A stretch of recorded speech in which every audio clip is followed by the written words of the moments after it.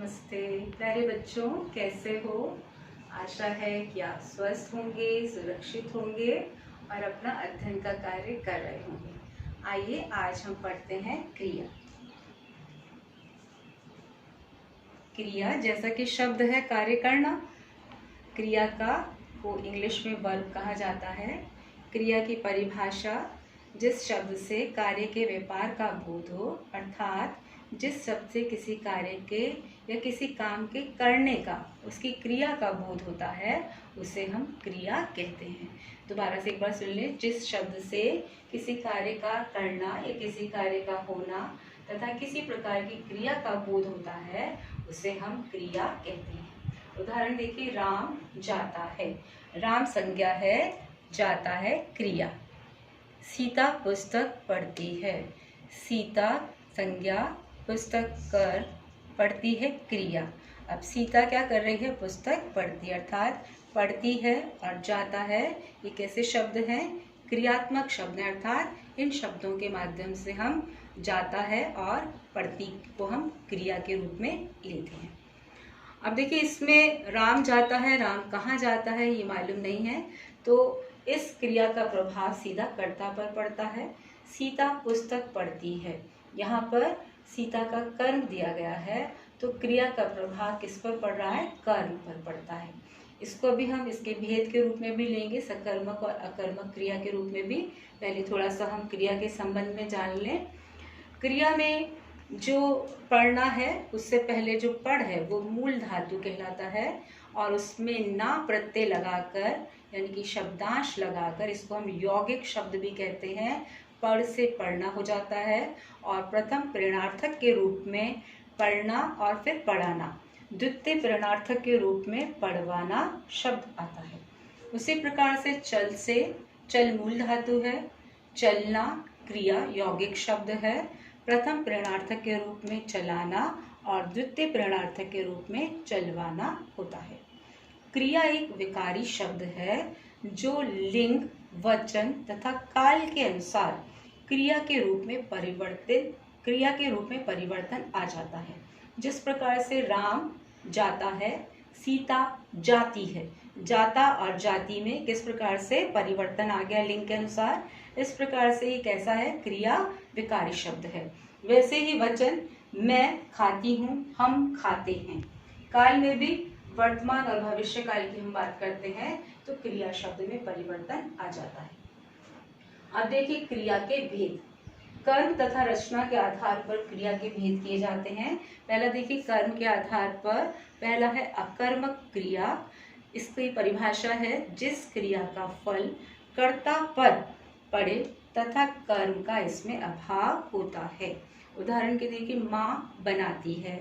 अब इसमें कर्म नहीं दिया गया कि माँ स्वेटर बुनती है या माँ खाना बनाती है, माँ क्या कार्य करती है, तो सीधा जो क्रिया उसका प्रभाव कर्ता पर पड़ रहा है। उसी प्रकार से देखिए, रमेश पढ़ता है, इसमें कर्म का अभाव है और कर्ता पर क्रिया का प्रभाव पड़ रहा है। दूसरा देखिए, सकर्मक क्रिया। इसकी परिभाषा देखिए, जिस क्रिया का फल कर्म पर पड़े तथा कर्म पाया, इसमें क्या होता है? कर्म पाया जाता है।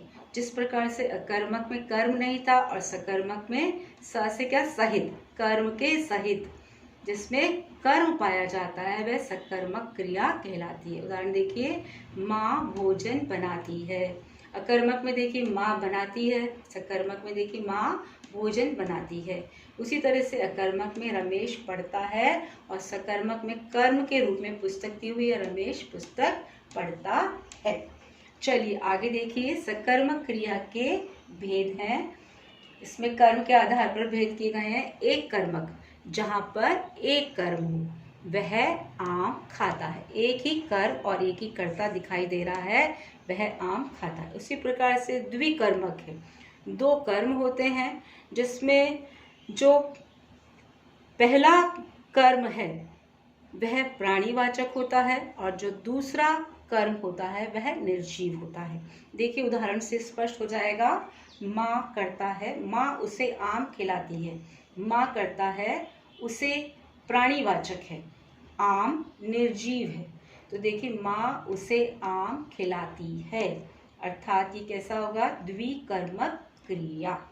चलिए तीसरा देखिए, अपूर्ण कर्मक क्रिया। अपूर्ण कर्मक क्रिया में जिसमें कर्ता तथा कर्म स्पष्ट ना हो, ना तो कर्ता स्पष्ट होता है न कर्म स्पष्ट होता है, वहाँ पे अपूर्ण कर्मक क्रिया होती है। महात्मा गांधी थे। अब गांधी महात्मा थे या महात्मा गांधी थे, यहाँ पे कर्म और कर्ता का स्पष्ट नहीं हो पा रहा है। आगे देखिए, संरचना के आधार पर क्रिया के भेद। पहला है प्रेरणार्थक क्रिया। प्रेरणार्थक क्रिया की परिभाषा है, कर्ता स्वयं कार्य न करके दूसरे व्यक्ति को क्या करता है, प्रेरित करता है। जिस प्रकार से अध्यापक बालकों से पाठ पढ़वाते हैं या पाठ पढ़वाता है, अध्यापक ना करके बालकों से पाठ पढ़वा रहे हैं, अर्थात उसे बालक को पढ़ने के लिए प्रेरित कर रहे हैं, तो इसको हम कहेंगे प्रेरणार्थक क्रिया।